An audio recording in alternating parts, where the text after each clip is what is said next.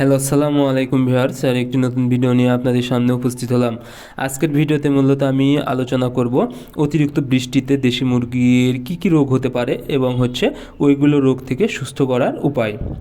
আপনারা যারা দেশি মুরগি পালন করে থাকেন, অতিরিক্ত বৃষ্টির সময় এই দেশি মুরগি সবথেকে বেশি রোগে আক্রান্ত হয় এবং অনেক সময় দেখা যায় সবগুলো মুরগি মারা যেতে পারে। এজন্য আপনারা যদি এই বৃষ্টির সময় কিছু বাড়তি সতর্কতা অবলম্বন করেন তাহলে কিন্তু মুরগিকে সুস্থ রাখা সম্ভব। এখন আপনাদেরকে বুঝতে হবে আসলে এই দেশি মুরগির বৃষ্টিতে কী রোগ হতে পারে।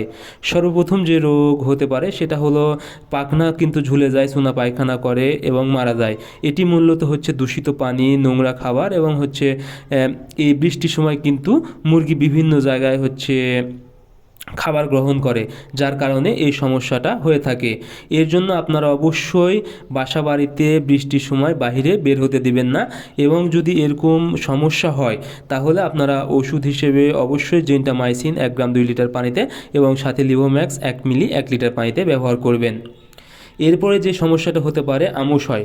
দেখবেন মুরগি একদম চুনা পায়খানা করে বা লাল পায়খানা করে, সেক্ষেত্রে বুঝতে হবে মুরগির রক্ত আমাশয় হয়েছে। এটা মূলত বৃষ্টির সময় আপনারা যেখানে মুরগি রাখেন এই জায়গাটা অনেক সময় স্যাঁতসেঁতে হয় এবং অ্যামোনিয়া গ্যাস হয়।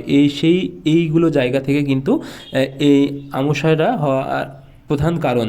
সেক্ষেত্রে আপনারা অবশ্যই জায়গাগুলো পরিষ্কার রাখবেন এবং মুরগি যেন কোনো দূষিত বা সেরকম ধরনের খারাপ জায়গায় না যেতে পারে সেদিকে অবশ্যই খেয়াল রাখবেন।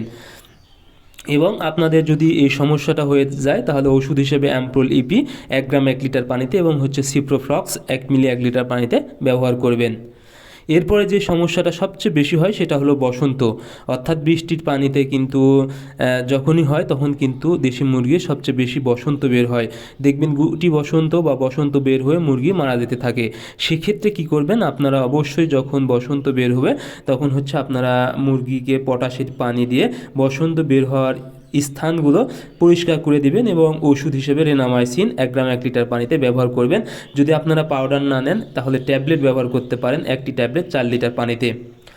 আর অবশ্যই আপনারা বৃষ্টির সময় মুরগিকে ভালো জায়গায় একদম ভালোভাবে পরিষ্কার পরিচ্ছন্ন জায়গায় বেঁধে রাখবেন, তাহলে আশা করি আপনাদের মুরগি সুস্থ থাকবে। সো আজকের ভিডিও পর্যন্ত, ধন্যবাদ সবাইকে, আল্লাহ হাফেজ।